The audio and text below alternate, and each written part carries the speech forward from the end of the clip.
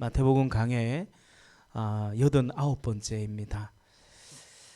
오늘 본문은 12제자 가운데 하나의 이 가룟 유다가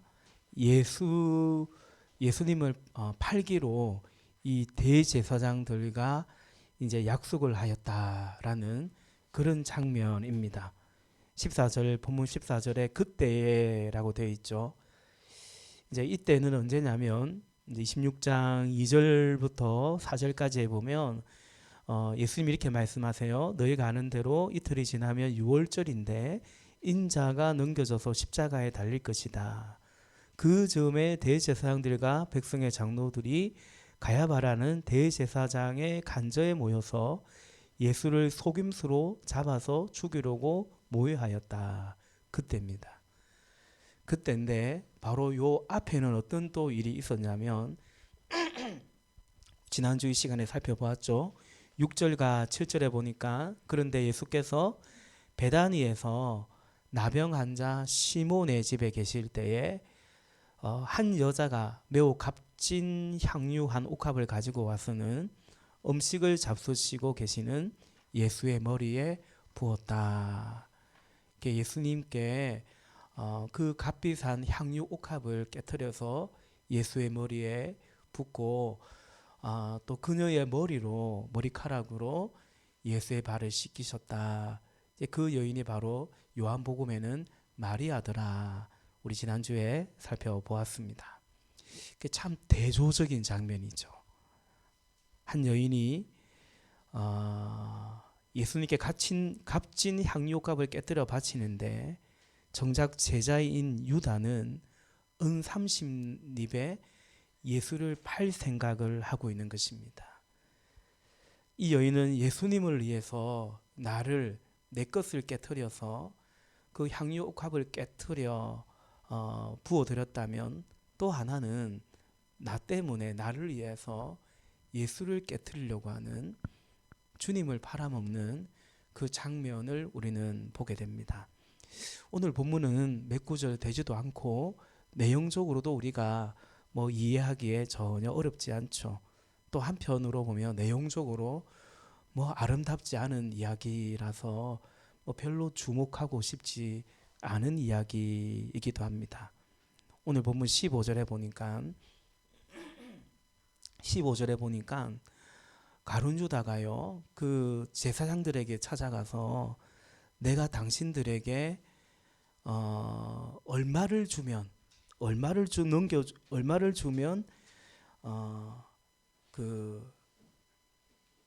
아니죠, 반대죠.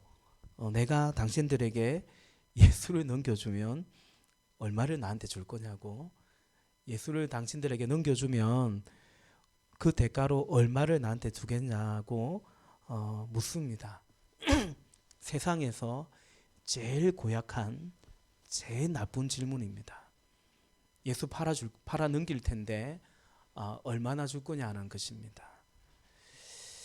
근데 한편으로는 오늘 본문을 묵상하는데 참 숙연해지는 질문이 아닌가라는 생각도 해봅니다.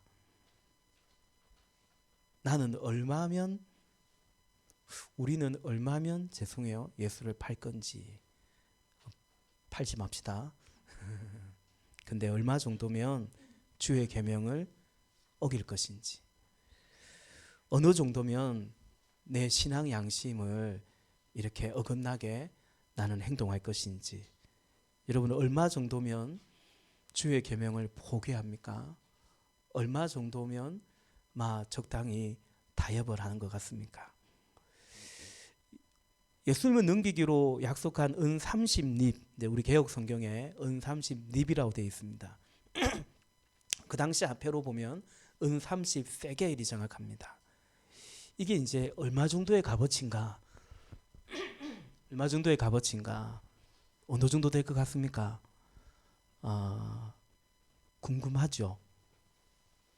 안 궁금합니까? 네, 고맙습니다. 네, 당시 일반적인 노예 한 사람의 몸값이었다라고 해요. 근데 우리가 지금 노예를 매매하는 게 아니니까 노예 한 사람 몸값이 얼마인가 좀 감이 안 옵니다. 성경에 이렇게 노예로 팔기도 하고 또 사오기도 한 장면이 여러 있죠. 창세기에 요셉이 형들에 의해서 애굽의 상인들에게 노예로 팔렸습니다. 얼마에 팔렸냐면 은 20에 팔렸습니다. 아직 성인이 아니었기 때문에, 소년이었기 때문에 조금 할인해서 좀 싼 값에 팔렸습니다. 호세아서를 보면 그 부정한 아내 고멜을 이 호세아가 다시 사오죠. 다시 데려오는데 은 15세겔과 볼이 한 호멜 반을 주고 대사왔다라고 적혀 있습니다. 결국 가룟 유다는 예수님을 이제 소년 요셉과 부정한 여인 고멜보다 이제 더 비싼 값에, 적당한 값에 팔았습니다. 그 정도 값이면 팔겠다. 이건 이제 가룟 유다에게 있어서 예수님이 그 정도의 값이었다, 값어치였다라고 이해하게 되는 것 같습니다. 말씀드린 것처럼 종의 몸값이라고 하니까 좀 실감이 나지 않아서 조금 더 좀 뒤져봤더니 당시 송아지 6마리 값이었다라고 또 설명된 주석이 있더라고요. 송아지 6마리. 그 제가 요즘 송아지 값이 얼마인가 하면 봤습니다. 왜 이렇게 관심이 있지? 돈에 관심이 있는 거예요. 돈에 이거 팔 사람 같아요. 하여튼 그래서 작년 1월달 23년 1월 기준으로 송아지 한 마리 값이 300에서 400만 원 정도였다라고 이렇게 기사가 있더라고요. 그러니까 6마리니까 한 2천만 원 정도 되는 것 같습니다. 그러니까 30립은 그 정도 되고요. 참고로 지난주 봤던 그 향유 옥합이 얼마 정도라고 했죠? 제자들이 한 300데나리온 정도. 그러니까 여기 30은 화폐의 단위는 다른데 30은 그 향유 옥합 300데나리온의 3분의 1 정도에 해당되는 당시로는 그런 값어치였다라고 합니다. 가룟 유다가 그 향유 옥합을 깨뜨린 여인에게 책망했죠. 왜 이것을 허비하냐, 낭비하냐. 그러니까 가룟 유다에게 예수님은 한 그 향유의 3분의 1 정도면 팔 수 있는 그런 가치였거든요. 그러니 그보다 3배에 해당되는 옥합을 깨뜨려 예수님께 부은 이것이 가룟 유다는 진심으로 왜 허비하냐고 낭비하냐고 생각을 했던 것 같습니다. 오늘은 본문 가운데 두 가지 질문을 좀 같이 하면서 메시지를 나누고자 하는데, 첫째는 가룟 유다가 30에 이 선생인 예수를 판 이유가 뭘까? 궁금하죠? 왜 팔았냐 이거예요. 이게 첫 번째 질문이고, 두 번째 질문은 그럼 우리는 이제 그러지 않아야 될 것인데 당연히 그럼 우리는 어떻게 할 것인가? 이 두 가지 관점으로 보고자 합니다. 왜 은 30에 가룟 유다가 팔았는가? 이미 말씀드린 것처럼 첫째는 예수님이 가룟 유다에게 그 정도였기 때문입니다. 15절에 당신들에게 예수를 넘겨지면 나에게 얼마나 주실 거요? 물어봤다고 했죠. 가룟 유다가 은 30에 선생의 예수를 판 이유가 뭐냐면 예수님이 그 정도였기 때문입니다. 그 정도 가치였기 때문입니다. 좀 단순한 말 같지만 어쨌든 그것이 첫 번째 이유입니다. 두 번째, 가룟 유다가 은 30에 예수를 판 이유는 두 번째 이유는 두 주인을 섬기다가 결국은 이 은 30이 물질이 그의 주인으로 딱 이렇게 밝혀졌기 때문인 것입니다. 우리가 잘 알듯이 예수님께서 한 사람이, 한 종이 두 주인을 섬길 수 없다 분명히 말씀하셨습니다. 그런데 유다는 예수님을 주인처럼, 그러니까 주인은 아니고 주인처럼 섬기고 또 동시에 여전히 재물도 그렇게 의지하고 따랐던 것입니다. 내 삶에 정말 의지가 되고 필요한 게 뭐냐? 예수님이고 그 예수 따른 거예요. 근데 가룟 유다는 또 한편으로는 내 삶에 정말 내 삶에 의지가 되고 필요한 게 뭐냐? 물질이라고 생각했던 것입니다. 여러분, 예수님께서 두 주인을 섬길 수 없다 말하면서 결국 뭐라고 말씀하셨습니까? 하나님과 재물을 겸하여 섬길 수 없다 말씀하셨습니다. 종종 말씀드리지만 하나님의 위치에 있을 법한 그것이 재물이라는 것입니다. 참 의지가 되고 참 요긴하고 참 필요한 우리 주님이 그렇죠. 참 의지가 되시고 우리에게 정말로 우리가 섬기는 주님 아닙니까? 마찬가지로 못지않게 그래서 꼭 하나님은 아닌데 하나님 같은 게 뭐냐? 전능하진 않는데 마치 이 세상에 그거면 다 될 것처럼 전능한 것 같이 보이는 그게 뭐냐? 물질입니다. 예수님도 인정했던 하나님의 라이벌 위에 라이벌이 감히 하나님의 라이벌이 될 만한 누구에게요? 우리에게요. 그것이 재물이었다라는 것입니다. 그런데 두 주인을 섬길 수 없다라는 것입니다. 유다는 예수님도 주님처럼 따랐고 물질도 여전히 포기하지 못하고 딱 의지하다가 이렇게 어느 시점이 딱 되니까 그의 진짜 주인이 드러난 것입니다. 그래서 예수는 포기하고 이제 그만 포기하고 뭘 선택한 겁니까? 돈을 선택한 것입니다. 결국 예수님의 제자가 아니라 돈의 제자가 돈 제자가 된 거죠. 돈 제자가 된 것입니다. 여러분, 다른 제자들도 십자가 앞에서 결국 예수님 다 그죠? 부인하고 도망쳤습니다. 그러나 어쨌든 다른 제자들과 이 가룟 유다는 달랐습니다. 어떻게 달랐냐? 뭐가 달랐냐? 가룟 유다에게는 예수님이 한 번도 주님인 적이 없었습니다. 우리 생명의 삶에서도 그 부분을 공부하기도 했죠. 우리 이제 예수님이 26장에 쭉 보면 그 다음에 유월절을 준비하면서 마지막 식사를 합니다. 그게 전통이기도 했고 예수님도 그 전통에 따라서 유월절을 준비하는 이른바 최후의 만찬을 하십니다.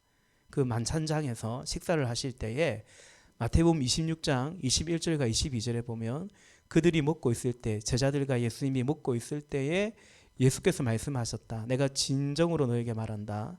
너희 가운데 한 사람이 나를 넘겨줄 것이다. 팔 것이다. 22절 제자들이요. 그들은 몹시 걱정이 되어서 저마다 주님 나는 아니지요 하고 말하기 시작하였다. 너희 중에 한 사람이 나를 팔아 넘길 거다고 하니까 몹시도 제자들이 걱정이 돼가지고 주님 나는 아니지요. 저는 아니지요. 라고 말했다라는 거죠. 그런데 가룟 유다는 어떻게 물었냐면 25절에 보니까 26장 25절에 보니까 예수를 넘겨줄 사람인 유다가 말하기를 선생님.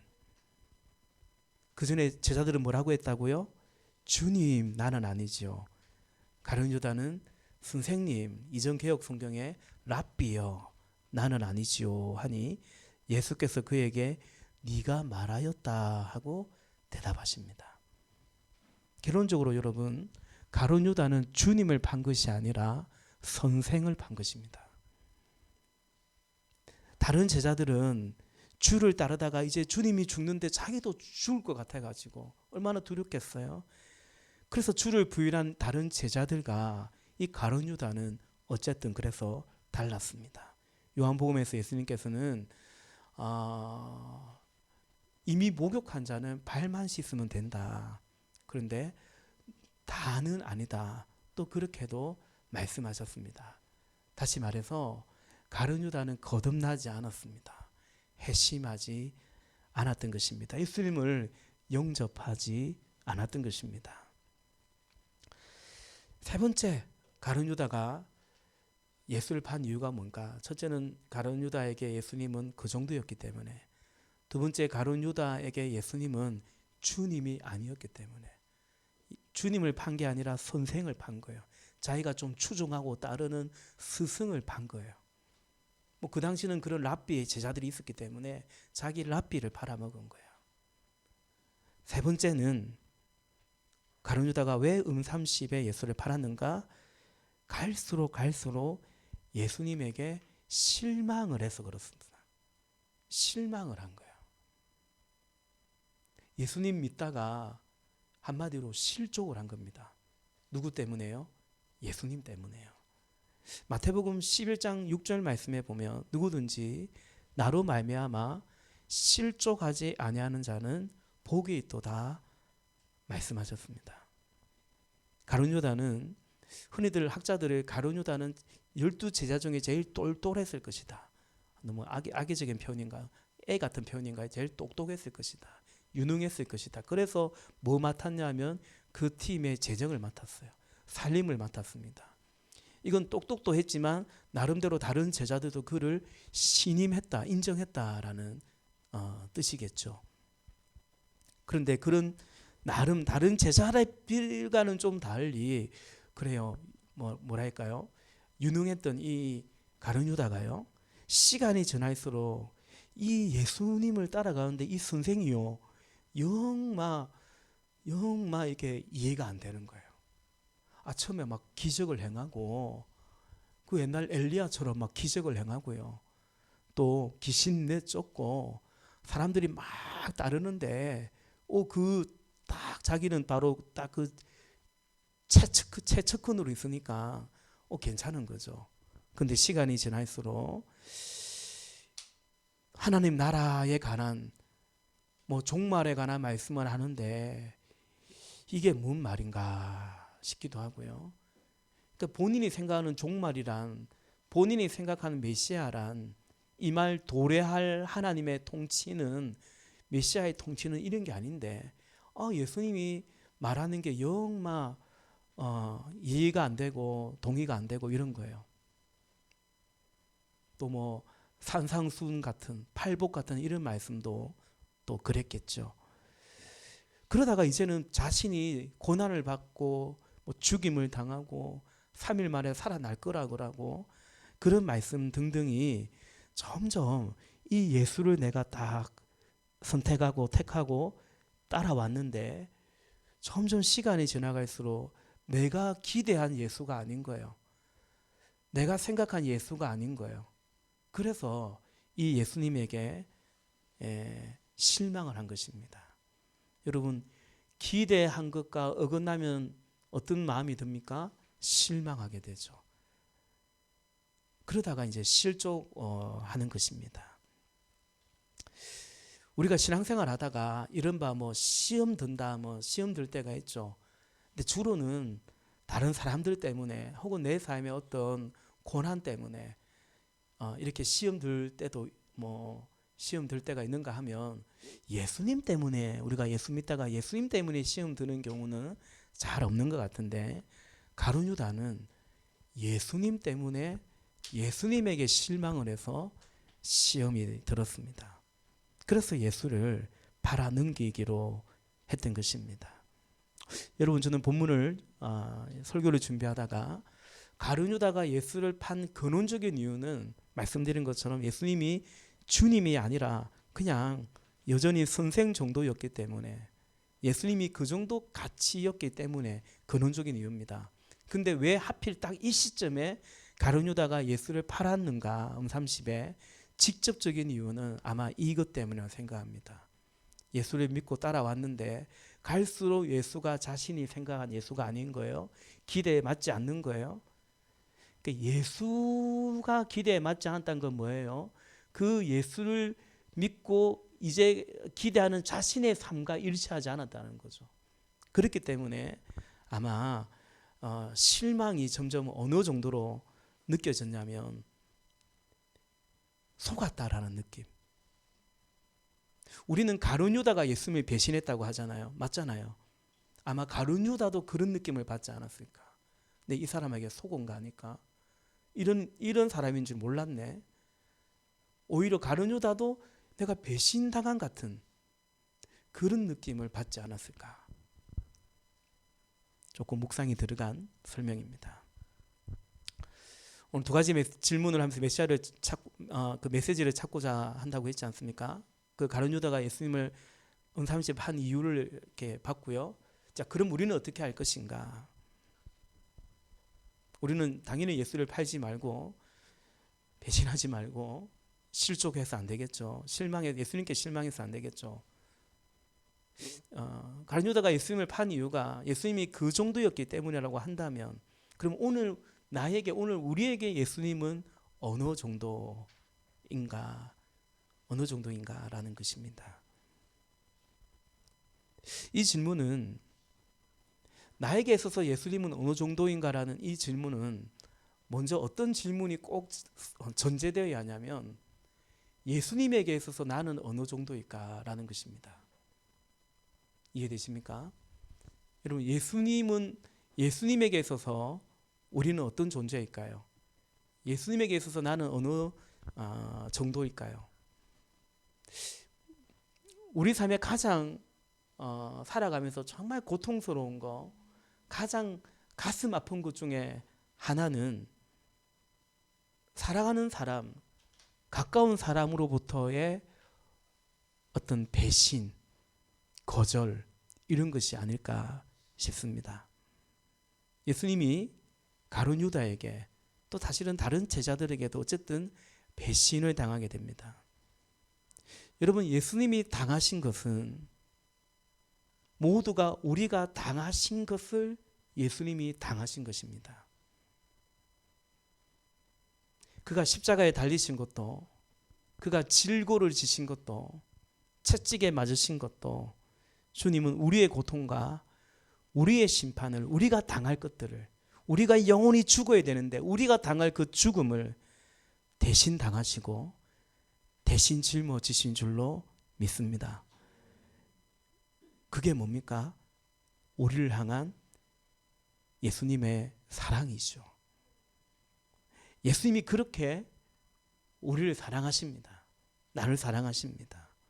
우리의 죄와 우리가 당할 이 고통과 우리의 저주를 대신 받으셨습니다. 이것이 복음이요. 이 복음이 우리를 향한 곧 우리를 향한 하나님의 사랑이죠. 그러므로 여러분, 예수님이 그렇게 우리를 사랑하신다라는 사실을, 예수님에게서 내가 예수님에게 있어서 나는 이런 가치가 있다라는 사실을 여러분 믿을 수 있기를 바랍니다.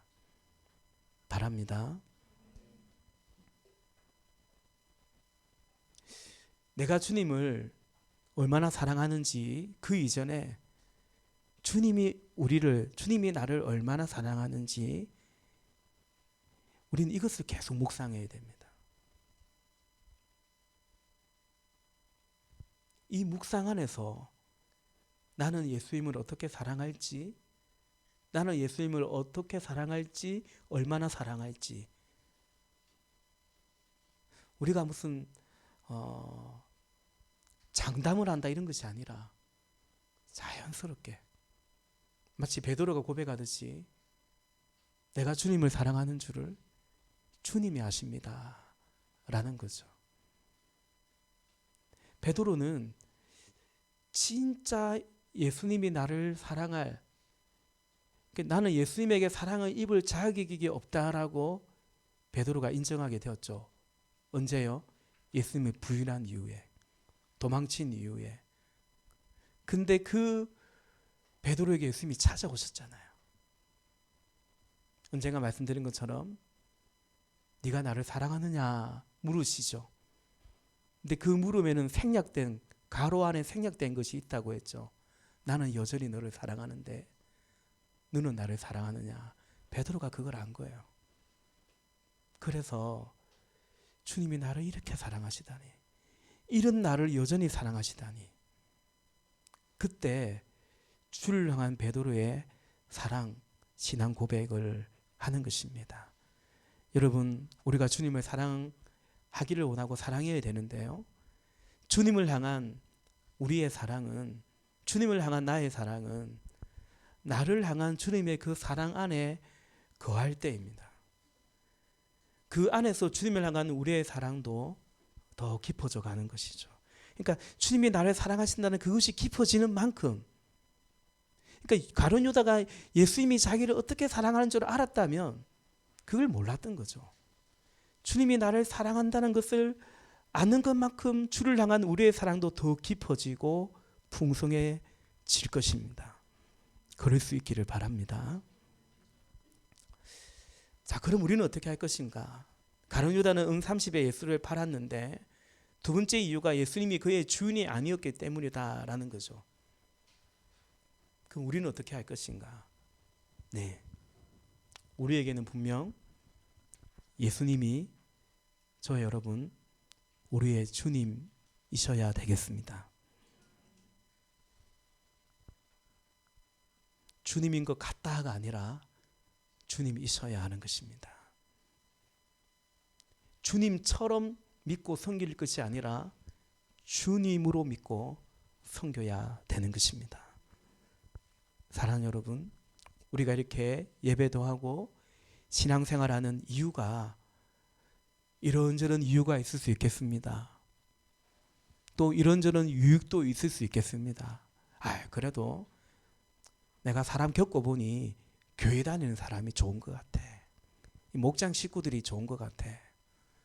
그래도 신앙생활 하니까 마음의 평안도 있고 또 이렇게 어긋나지 않고 나쁜 짓 하지 않고 그냥 이런저런 유익도 있겠지만, 근데 여러분, 분명한 사실은 우리가 신앙생활하는 이유가 예수 그리스도가 나의 주님이시기 때문에 그 주님을 믿고 따르는 것이어야 되는 것입니다.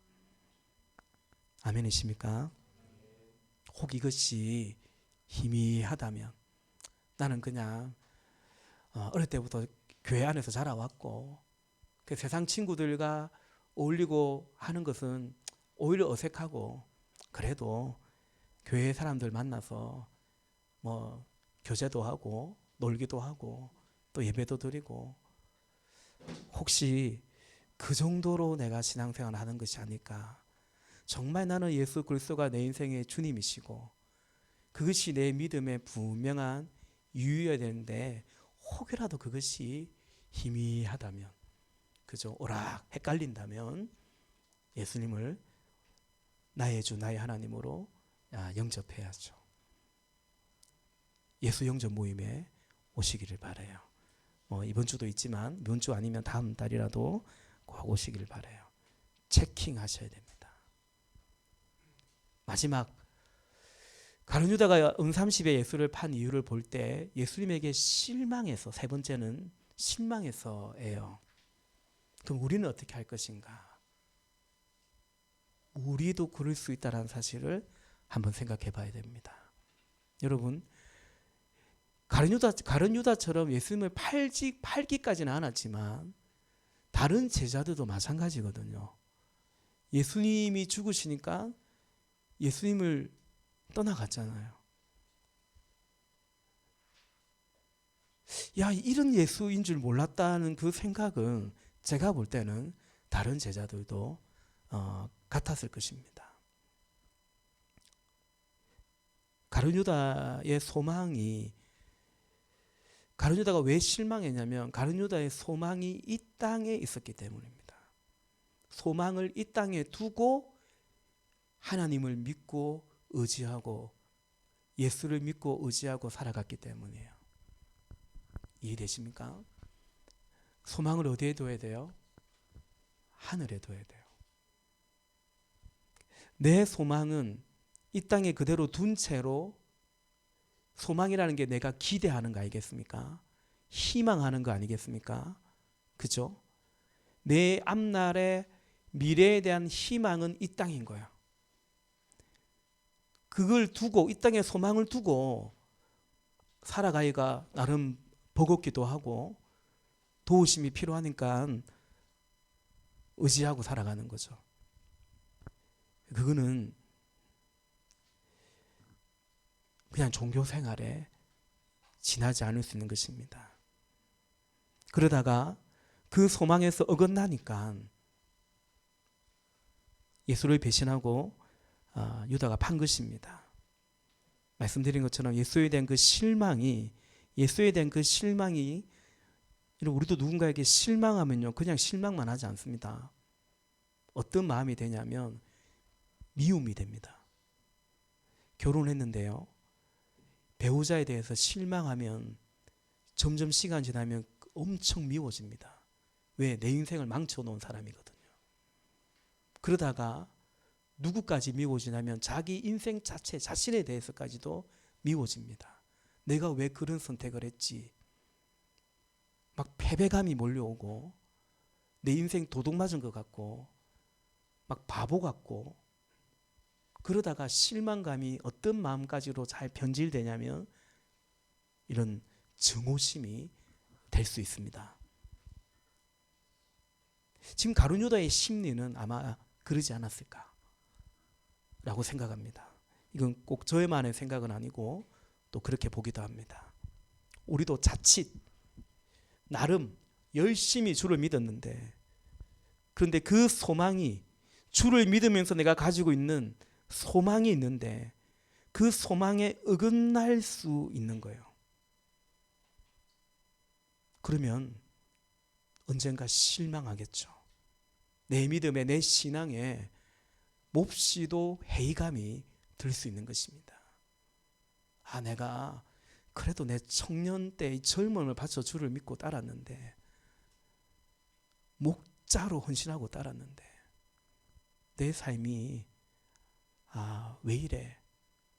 그러다 보면 실망감이 그러다가 회의감이 몰려올 수 있는 것입니다.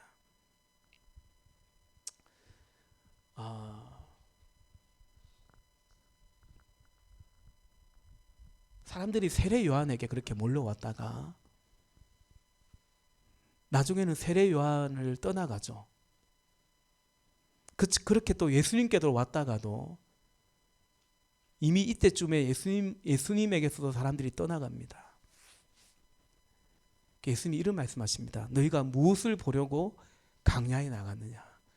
광야에 나갔느냐라는 이 말은 너 세례 요한들에게 몰려가 나왔잖아요. 왜 갔냐 이거예요. 왜? 그러니까 세례 요한에게 나갔던 그 사람들의 기대치와 세례 요한이 주고자 했던 것은 다른 것이었거든요.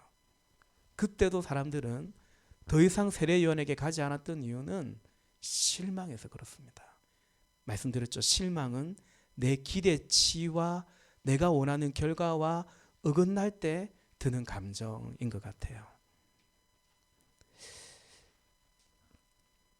아무쪼록 여러분, 우리가 하늘에 소망을 두고, 그래서 여러분, 우리가 이 땅에서 주를 믿고 따라가는 것은 우리의 소망이 영원한 하늘나라에 있을 때예요.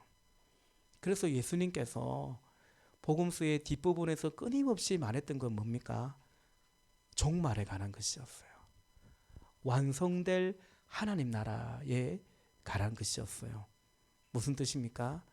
우리의 소망이, 성도의 소망이 거기에 있다라는 것을 말했습니다. 사랑하는 여러분, 우리가 이 땅에 소망을 두면서 예수님 믿고 그러면 내가 앞으로 어떻게 될 거야? 내가 앞으로 큰 부자가 될 거야. 내가 앞으로 남 부럽지 않은 삶을 살 거야. 이런 소망을 두고 살아가면 우리 신앙은 어쨌든 간에 어긋나게 되어 있습니다. 하늘에 소망을 두고 그 가운데 이 땅에서 하나님께서 필요하시면 부자도 되게 하시고 성공도 시켜주시고 세상적으로 노표도 주시면 그럴지라도 여전히 하늘에 소망을 두면서 이 땅의 하나님 나라를 이루어가며 살아가는 거죠. 혹 그러지 않을지라도 가난할지라도